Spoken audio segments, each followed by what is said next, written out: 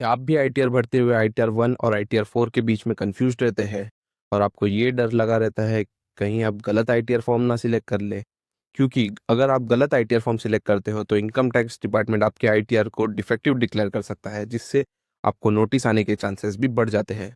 तो आइए इस वीडियो की मदद से समझते हैं कि आईटीआर 1 और आईटीआर 4 में क्या डिफरेंस है और आपको आईटीआर 1 सिलेक्ट करना चाहिए या आईटीआर 4।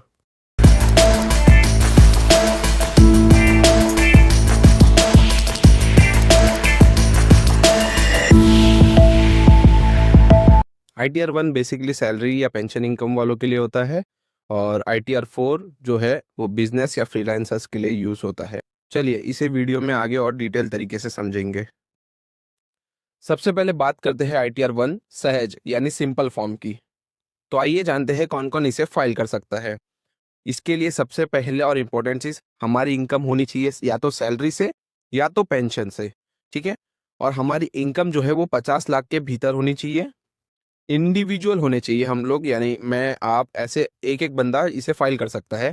हमारे पास केवल और केवल एक ही घर होना चाहिए, और अगर हमारे पास इंटरेस्ट है जो कि हमारे एफडी से सेविंग्स अकाउंट से आता है तो उसे भी हम आईटीआर 1 सहज में रिपोर्ट कर सकते हैं।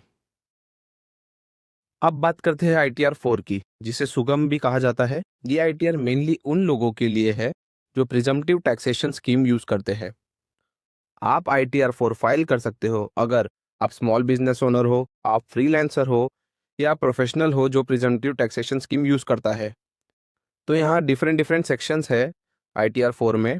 44 एडी जो कि स्मॉल बिजनेस के लिए है, 44 एडीए जो कि प्रोफेशनल्स के लिए है, और 44 एई जो कि ट्रांसपोर्ट बिजनेस के लिए यूज होता है। अगर आपका ट्रांसपोर्ट के अलावा कोई भी बिजनेस है तो आप 44 एडी को चुन सकते हो, जिसकी लिमिट है टर्नओवर की 2 करोड़। अगर आपका टर्नओवर 2 करोड़ तक है तो आप 44 एडी के अंदर आईटीआर 4 फॉर्म फिल कर सकते हैं।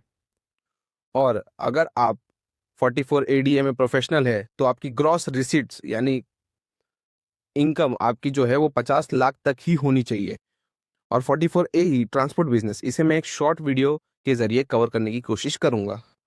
अब इसे कौन फाइल नहीं कर सकता है? जिसका कैपिटल गेन इनकम हो, फॉरेन इनकम या फॉरेन एसेट नहीं होनी चाहिए आपकी, आपका जो एग्रीकल्चर इनकम है यानी आप खेतीबाड़ी से कितना 50,000 से ज़्यादा नहीं कमा सकते।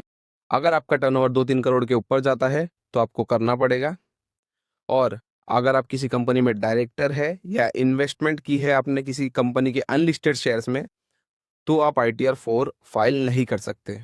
और ऐसा नहीं है कि अगर आपकी सैलरी इनकम है तो आप इसे फाइल नहीं कर सकते। अगर आपकी इसके साथ सैलरी इनकम भी है तो आप इसे फाइल कर सकते हैं। तो कौन सा आईटीआर फॉर्म में सिलेक्ट करना चाहिए, आइए समझते हैं एग्जांपल्स के थ्रू। तो रोहित एक बंदा है जिसे सैलरी इनकम आती है 12 लाख रुपए की, जिसे अपने एफडी जो उसने करवाई है उससे इंटरेस्ट आता है 45,000 रुपये का। उसके सेविंग्स बैंक से उसको इंटरेस्ट आता है सालाना 8,000 रुपये का, और उसके बस केवल एक ही घर है।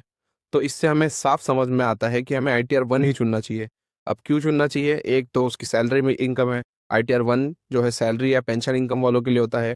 इसकी टोटल इनकम जो है 12,53,000 ही हो रही है, जो कि 50 लाख से कम है। और इसने तो कोई शेयर खरीदा बेचा या घर खरीदा बेचा है ही नहीं, तो इसका कैपिटल गेन भी नहीं बनता है। तो इससे सिंपल समझ में आता है कि रोहित को आईटीआर 1 ही भरना चाहिए।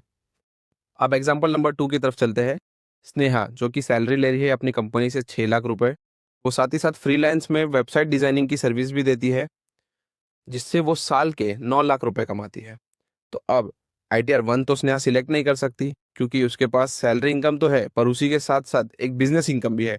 तो उसको आईटीआर 4 ही सिलेक्ट करना पड़ेगा। पर उसमें भी कंडीशन है, क्या वो बिजनेस है या प्रोफेशन है। अब वो बिजनेस तो है नहीं क्योंकि उसमें गुड्स एंड सर्विस इन्वॉल्व नहीं है, ये एक प्रोफेशनल सर्विस दे रही है। तो उसको 44 एडीए सिलेक्ट करना है। अब 44 एडीए की लिमिट क्या थी? 50 लाख। अब जो वो फ्रीलांस की वेबसाइट डिजाइनिंग की सर्विस दे रही है वो 50 लाख से कम है, यानी कि सिर्फ 9 लाख है, और इसकी टोटल इनकम जो है वो 15 लाख ही हो रही है।